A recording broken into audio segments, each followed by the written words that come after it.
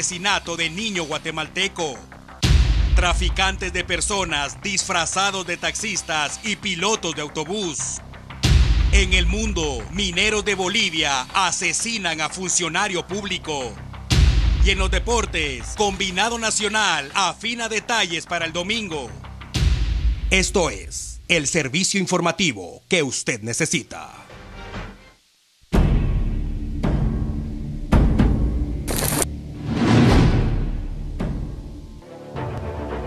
El sistema penitenciario. La dependencia del Ministerio de Gobernación, encargada de la red carcelaria guatemalteca. Se supone que su trabajo es, además del resguardo de los privados de libertad de manera preventiva y en cumplimiento de condena, accionar para la reinserción social de estas personas. Un objetivo que evidentemente no se cumple. Las cárceles guatemaltecas, debido a la falta de presupuesto, personal capacitado, corrupción y hacinamiento, funcionan bajo el régimen que imponen los reos. Durante los últimos años han desfilado un buen número de ministros de gobernación y directores del sistema penitenciario, pero la situación sigue siendo igual de alarmante. Con dinero se puede obtener lo que sea en el interior de una cárcel, pero sin él se vive una pesadilla que a veces termina en tragedia. ¿Y qué decir de los grupos de antisociales que se enfrentan de manera sangrienta para tener el control del sistema penitenciario? Irracionales que no conocen otra forma para solucionar problemas que ordenar y ejecutar asesinatos. Noviembre 20, 2012. Integrantes de la Mara 18 tomaron el control de las cárceles Fraijanes 2 y Preventivo para Varones de la Zona 18. Secuestraron a varios agentes del sistema penitenciario. Amenazaron con asesinarlos si las autoridades no accedían al traslado de los líderes de esa Mara, de Fraijanes 2 al Preventivo de la Zona 18. La situación se salió de control y las autoridades no tuvieron más opción que ceder a las demandas de los pandilleros. Febrero 27, 2014. El director de la cárcel Fraijanes 2, José Vidal Sarceño, fue acribillado a tiros cuando transitaba por el kilómetro 17 de la ruta hacia El Salvador. Aunque el caso sigue engavetado en los tribunales de justicia, extraoficialmente se sabe que el crimen fue ordenado por los internos de la prisión que dirigía. Octubre 31, 2014. Un convoy del sistema penitenciario fue interceptado por sicarios fuertemente armados en el lugar conocido como la Vuelta del Chilero, ruta hacia El Salvador. Los guardias del sistema penitenciario trasladaban ese día a 28 integrantes de la Mara Salvatrucha y se supone que el atentado fue ordenado por la Mara 18. Un guardia de presidios falleció en el lugar. Marzo 10, 2015. Cuando trasladaban a un líder de la Mara 18, un comando armado de la Mara Salvatrucha protagonizó una balacera en la esquina del Hospital San Juan de Dios. Los delincuentes incluso detonaron una granada de fragmentación y pusieron en riesgo la vida de decenas de personas, incluyendo médicos y pacientes del hospital en mención. El objetivo quedó con vida, pero al menos 9 personas fallecieron y 25 más resultaron heridas ese día. Julio 28, 2015. Pandilleros de los dos bandos fueron reunidos en el sótano de Torre de Tribunales. Uno de los reos tomó el arma de un guardia de presidios y desató el terror. Estuvieron en riesgo otros internos, seguridad del sistema judicial, civiles, fiscales, abogados y jueces. 3 personas fallecieron tras el atentado. Septiembre 30 de 2015. Mismo escenario y mismos protagonistas. Reclusos se enfrentaron a tiros en las afueras de la carceleta de Torre de Tribunales. Ese día se reportó la muerte de un privado de libertad y 2 más resultaron heridos. Por mencionar solo algunos capítulos sangrientos de los muchos que han protagonizado los privados de libertad, que dejan claro que el sistema penitenciario es una entidad gubernamental sin control.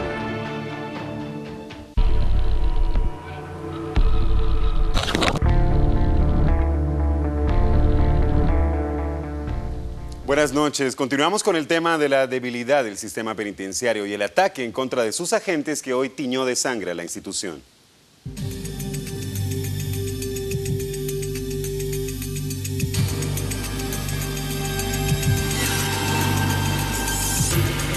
Imagínese usted compartir fila con un pandillero considerado como de alta peligrosidad en una acera a plena luz del día, para lograr ser atendido en un centro hospitalario. Así de penosa y riesgosa es la situación en nuestro país.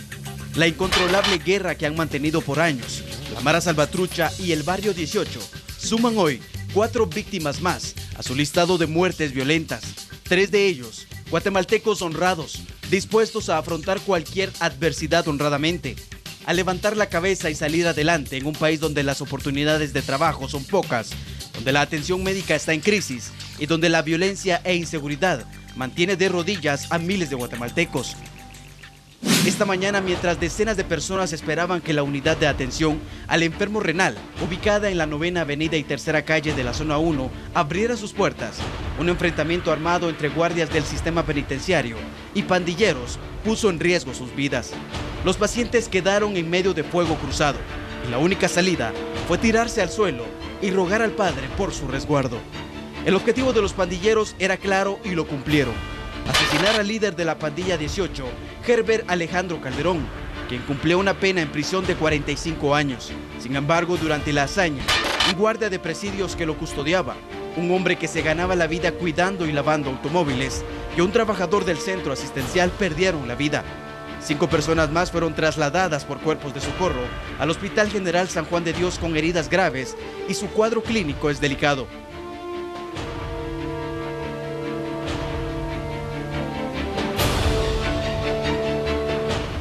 Autoridades iniciaron de inmediato con operativos en la zona para capturar a los responsables y, como es recurrente en este tipo de casos, los atacantes huyeron, pero antes abandonaron el vehículo en el que viajaban a tan solo 2 cuadras de donde ocurrió el tiroteo. Durante años, el Ministerio de Gobernación se ha comprometido a reducir la ola de violencia que generan los actos delictivos de estos grupos, pero los resultados continúan sin ser evidentes. La situación en Guatemala es grave, señoras y señores. ¿Hasta cuándo tendremos que soportar las secuelas que deja la violencia, el tráfico de drogas, la extorsión, los asesinatos a sangre fría, asaltos e intimidaciones?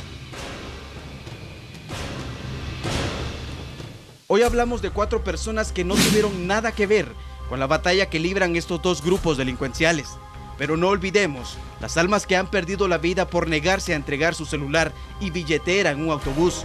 Aquellos comerciantes y transportistas que fueron asesinados de la manera más cobarde por negarse a entregar el fruto de su trabajo a un grupo de hombres que consideran más fácil y cómodo amenazar y matar gente que ganarse el pan diario con el sudor de su frente. ¡Basta ya! Los guatemaltecos estamos hartos de esta situación, hartos de llorar a nuestros seres queridos, hartos de tener que ocultar nuestras pertenencias antes que abordar un autobús, hartos de ceder a la presión e intimidaciones del extorsionista, hartos de vestirnos de luto mientras los de arriba únicamente prometen controlar la situación.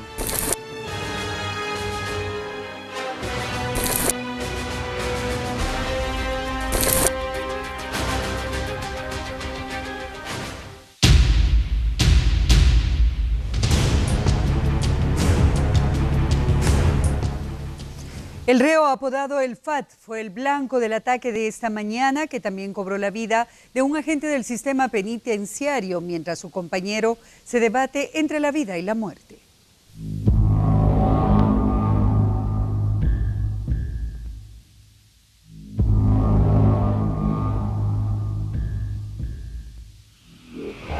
Herbert Alejandro Calderón Mesa, de 26 años de edad, alias El Fat, fue el foco de atención y extrema violencia de los sicarios esta mañana.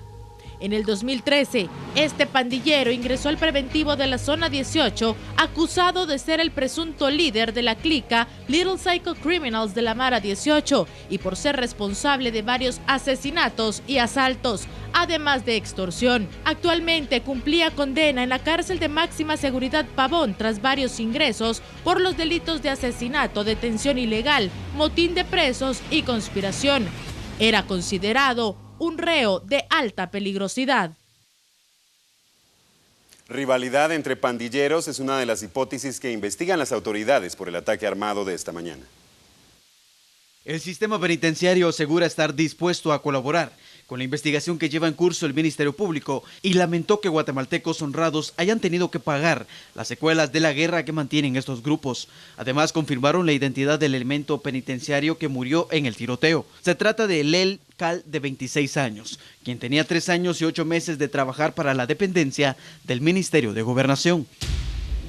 El duelo en relación a la pérdida de una persona que está efectuando y cumpliendo con su labor en el tema del servicio público asignado al sistema penitenciario, la pérdida de vidas humanas de valiosos guatemaltecos en el momento dado de que pueden tratarse de personas civiles que fallecieron en este escenario. La esposa de alias El Fat indicó que su marido mantenía rivalidad con otros pandilleros y que eso pudo haber sido la causa del ataque. Lo que pasa es que como aquí pasan muchos que no son rivales de ellos. ¿Son rivales de pandillas? Sí, pasan muchos. ¿Él pertenecía a alguna pandilla? Sí. ¿Qué pandilla, señor? Al barrio 18. El FAT se llama. Sí.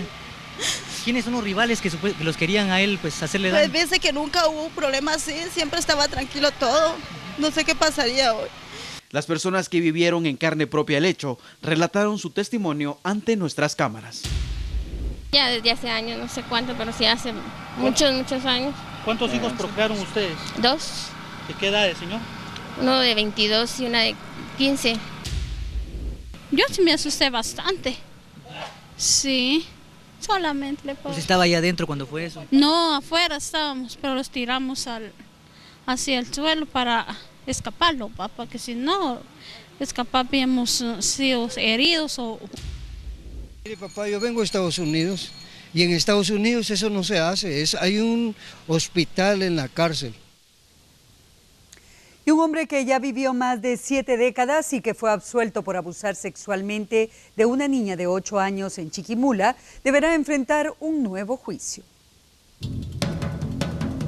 ¿Recuerda usted a este señor? Es el exconcejal de la cabecera de Chiquimula, Max Eduardo Cordón Orellana, de 73 años, quien en el 2014 fue acusado de abusar de una niña de 8 años y por quien el Ministerio Público pedía una condena de 58 años de cárcel junto a la madre de la menor, quien se presume aceptó dinero a cambio de que su hija fuera abusada sexualmente. Los dos fueron señalados por el delito de trata de personas, pero en el 2015 el Tribunal de Sentencia de ese departamento los absolvió del delito, motivo por el cual el Ministerio Público accionó legalmente y pidió la repetición del debate y la solicitud de antejuicio en contra de los jueces del tribunal. A raíz de estas acciones, los juzgadores perdieron la inmunidad y hay un proceso abierto para investigar la decisión de la resolución del proceso. Ahora, a 2 años de los hechos, el Ministerio Público iniciará el 7 de septiembre un segundo juicio en contra de este hombre y la madre de la menor. Entre las pruebas que presentará la Fiscalía se detallan 3 videos, 3 peritos, 12 pruebas materiales, 13 testigos y 41 pruebas documentales, y el proceso se llevará a cabo en el Tribunal de Sentencia Penal de Delitos de Femicidio y otras formas de violencia contra la mujer de Chiquimula.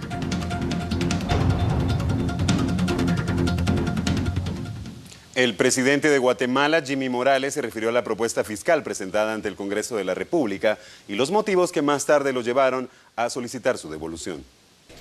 Antes lo que se hacía era negociar con la empresa y en base a esa negociación se hacían los planteamientos.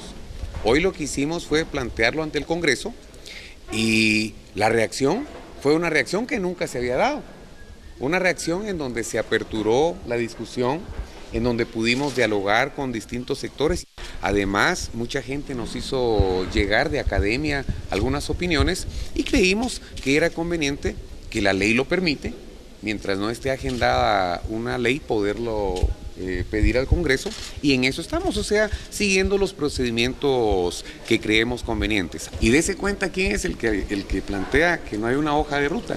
Son los que invitan a un desayuno en donde no quieren pagar impuestos, pero el que más gana, más tiene que contribuir. Recuerden ustedes que los impuestos son impuestos, o sea, eso no podemos sacarlo a una discusión, porque lo único que sacaríamos o lo único que lograríamos es enfrentar a distintos grupos y posiciones, y no es esa la visión del gobierno.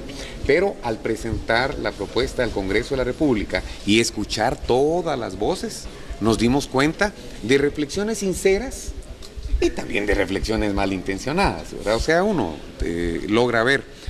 Aprovecho para contarles, estuve en un medio de comunicación y fíjense ustedes que ya logramos determinar que se contrataron call centers fuera del país, en México, por ejemplo.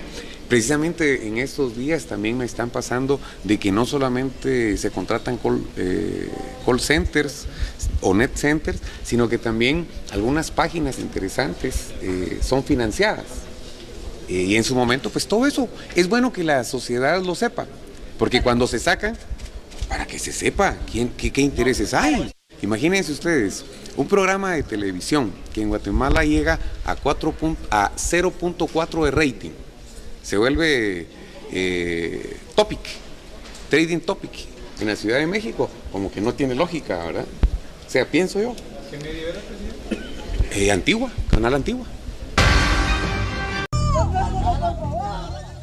En más noticias, vecinos de Patulul, Suchitepeques, finalizaron la semana laboral con el linchamiento de un presunto delincuente. Este municipio es considerado un pueblo sin ley por ausencia de la policía. Todo inició con el ataque armado contra el piloto de un microbús en jurisdicción de Patulul, Suchitepeques. Se supone que los autores del hecho sangriento fueron 3 hombres. 2 lograron darse a la fuga, pero uno de ellos fue interceptado por los pobladores de aquel lugar y entonces el supuesto delincuente conoció el infierno. Frente a la comuna de Patulul, lo vapulearon y minutos después lo prendieron en llamas.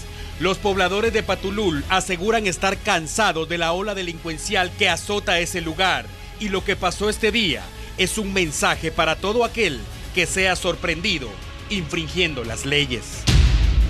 Hay que mencionar que Patulul es una comunidad sin ley, ya que debido a un conflicto entre autoridades y pobladores, desde hace más de un año, la policía se retiró de la zona.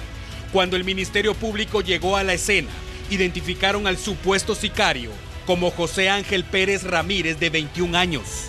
¿De qué se trata un linchamiento? ¿Justicia con mano propia, como le llaman algunos? ¿O castigar a un delincuente, convirtiéndose en uno? ¿Usted qué cree? Lamentablemente el linchamiento es un delito que lo combaten con otro delito. Además, esta práctica no ha demostrado que verdaderamente baje los índices de violencia y de criminalidad.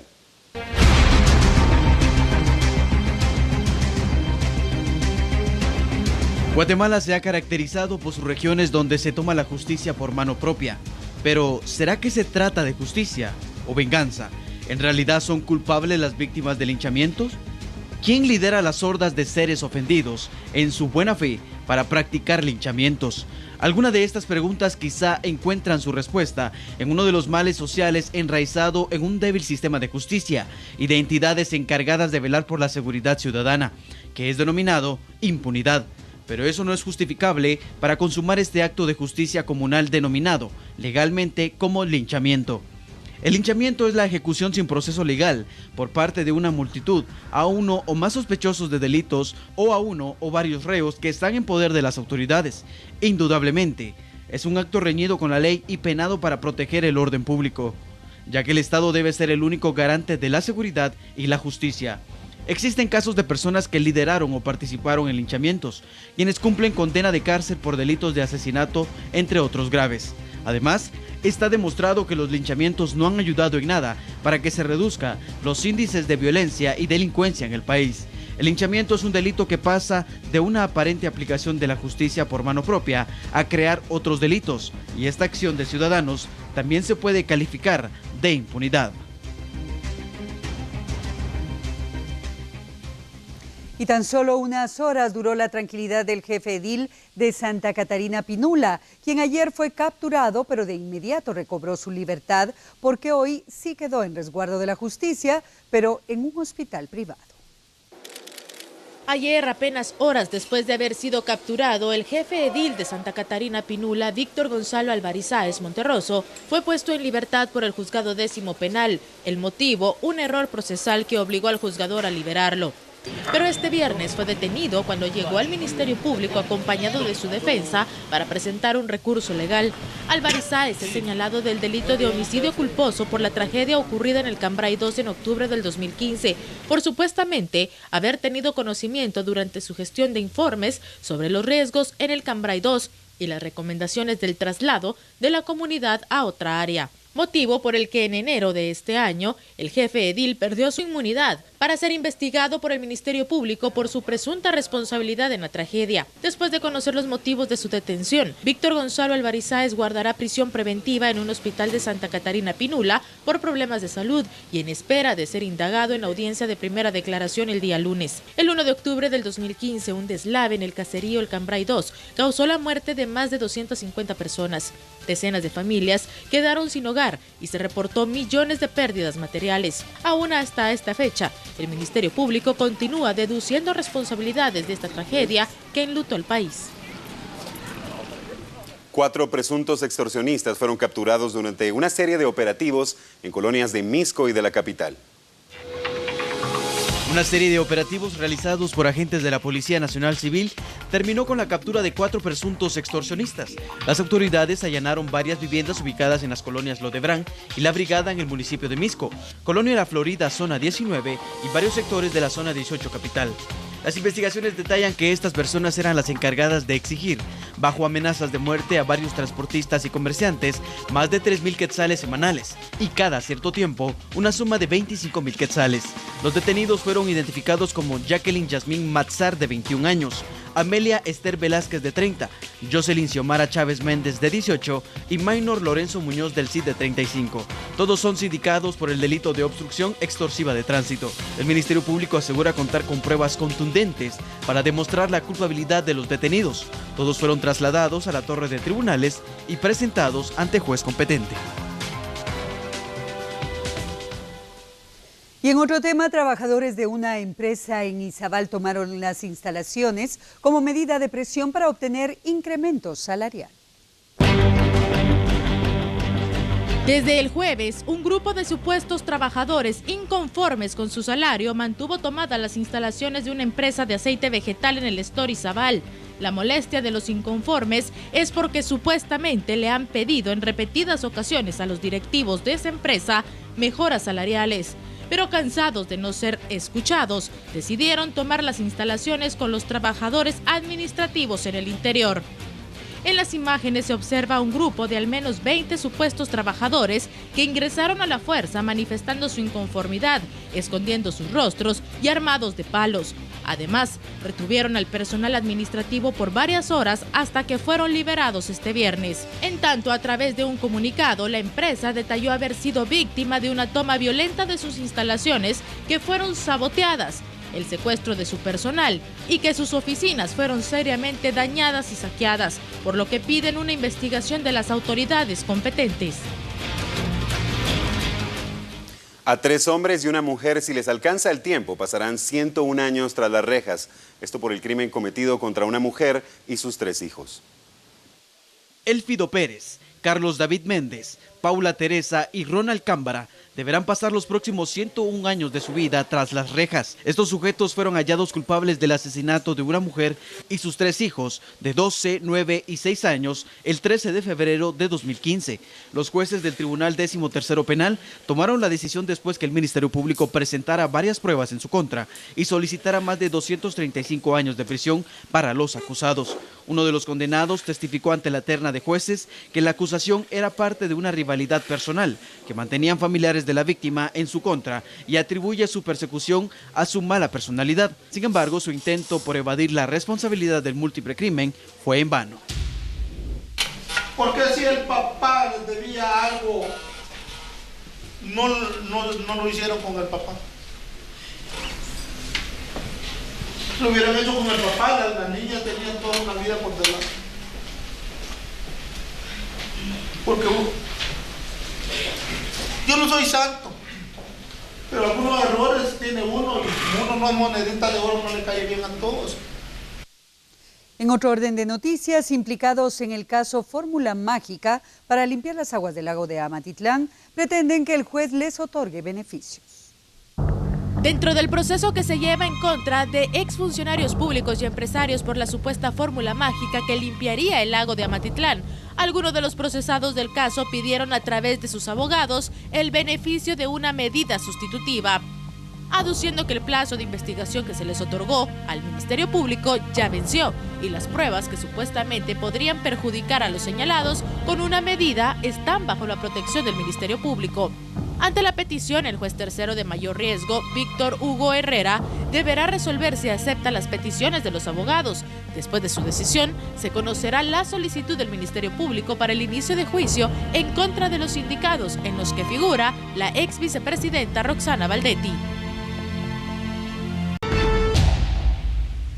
Muy bien, estamos de regreso. Un informe presentado por investigadores extranjeros designados por la OEA abre espacio que beneficiaría a soldados beliceños involucrados en el crimen de un niño guatemalteco ocurrido el pasado mes de abril. El pasado 10 de abril, Julio Alvarado, de 13 años, caminaba junto a su hermano de 11 y su padre, Carlos Alvarado, en una región de la zona de adyacencia entre Petén, Guatemala y Belice. En su trayecto fueron atacados a tiros por soldados del vecino país. Don Carlos resultó herido y Julio recibió 8 impactos de bala que le provocaron la muerte. El informe forense refiere que 6 disparos los recibió por la espalda y 2 en el cuello. Sin embargo, a la Organización de Estados Americanos, OEA, al parecer le bastaron 4 meses y 15 días de investigación para dar validez al testimonio de los militares beliceños y dejar relegado el testimonio del padre del niño fallecido, el testimonio de Derry Alden Harris, de Amigos para la Conservación y el Desarrollo, que trabaja conjuntamente con las Fuerzas de Defensa de Belice. Indica que por la oscuridad establecida a las 7 de la noche del día del incidente, alumbró con una linterna a los 3 miembros de la familia Alvarado, pero que a cambio escuchó detonaciones de rifle calibre 22. Ese testimonio contrasta con el de Carlos Alvarado, quien reiteró que regresaba con sus hijos después de sus actividades agrícolas, cuando en una colina fueron sorprendidos por 3 hombres que comenzaron a dispararles sin motivo aparente. El informe médico forense indicó que el niño, Julio Alvarado, murió principalmente por los disparos en el cuello, acertados con la escopeta que utilizó en el ataque Derry Alden. El caso sigue en la balanza de la justicia y por el momento el clamor es para que sean juzgados los responsables por el asesinato de Julio Alvarado, quien vivía de la agricultura. La vida no le será devuelta a Julio, pero su memoria debe ser honrada con la aplicación de la ley sin sesgos, principalmente ahora que el encargado de velar porque se imparta legalmente es la Organización de Estados Americanos. Y la reacción del gobierno de Guatemala no tardó y fue el canciller quien se pronunció con relación al informe preliminar de la OEA.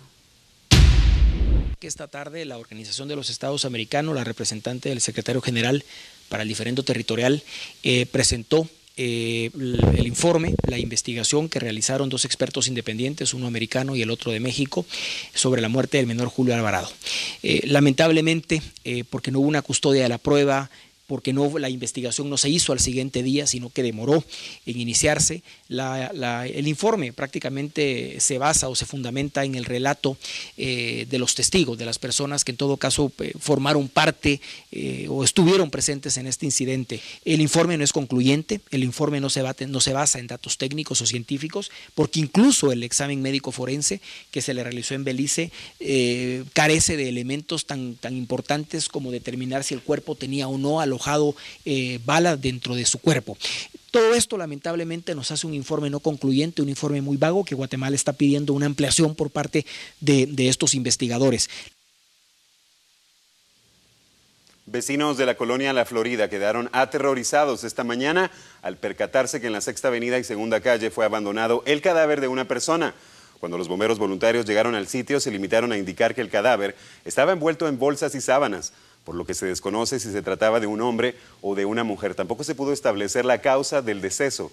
Los vecinos del lugar dijeron a la policía que en las últimas semanas han sido intimidados por una banda delincuencial que exige dinero a cambio de no asesinarlos y no descartan que el crimen sea parte del terror que pretende sembrar el grupo delictivo.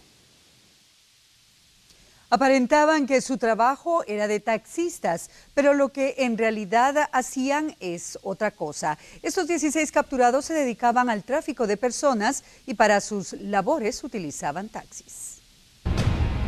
Los denominados coyotes y grupos delincuenciales que se dedican al tráfico de personas deberán buscar un nuevo método para cumplir con sus hazañas ilegales. Agentes de la Policía Nacional Civil capturaron a 16 taxistas, un piloto de autobús y 3 ayudantes a inmediaciones del kilómetro 148 Ruta Interamericana, al momento que trasladaban de manera ilegal a 148 indocumentados. Sin embargo, la policía especula que todos los aprendidos son parte de una banda de trata de personas dedicadas a la explotación laboral, prostitución y maltrato infantil.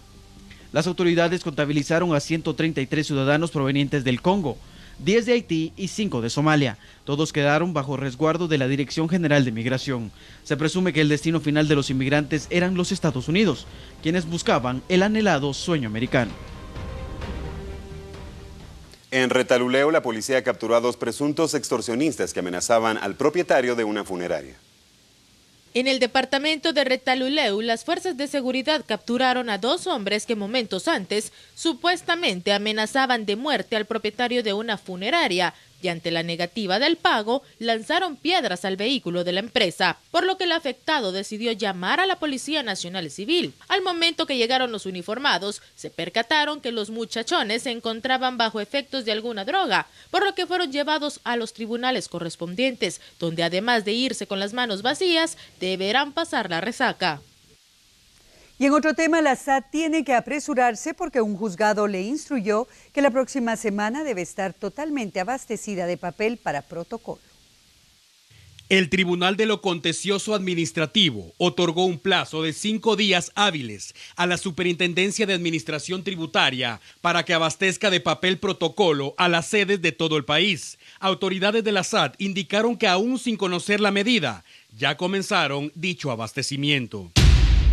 Nuestro compromiso es de poder abastecer la mayor cantidad de papel en las agencias. Ya el día de ayer se hizo un nuevo abastecimiento. Tenemos aproximadamente 18,000 hojas de protocolo solo en el área central y en la semana próxima haremos otro abastecimiento. De esto se está trabajando en coordinación con el Ministerio de Finanzas, que es donde se imprime el papel especial sellado para protocolo. Quien se benefició con esta medida fue el Colegio de Abogados y Notarios de Guatemala, ya que sus autoridades habían llegado a las últimas instancias para lograr ese abastecimiento. Ante la falta de atención de las autoridades de comunicaciones, vecinos de Huehuetenango tomaron la iniciativa de reparar sus carreteras. La falta de atención de las autoridades competentes en el mantenimiento de las carreteras del país ha provocado que vecinos del municipio de Malacatancito, Huehuetenango, decidieran organizarse e iniciar con la reparación de un tramo carretero en el kilómetro 243 al 246, el cual quedó inconcluso por el gobierno anterior. Los vecinos y transportistas lamentaron que no se finalizara con la reparación de la carretera CA1 Occidente, pues esto ha ocasionado varios accidentes automovilísticos, además del daño que es provocado a los vehículos que transitan por esa ruta. Estamos trabajando con la ayuda de algunas empresas y algunos transportistas, no todos colaboraron. Yo pienso que realmente, como hemos dicho antes, ¿verdad? No hemos visto una ayuda de parte del gobierno, entonces lo que la gente está haciendo, pues, ¿verdad? Tratando la manera de arreglar sus propias carreteras. Además de este sector, en el municipio de La Democracia también existen vecinos organizados reparando la carretera interamericana.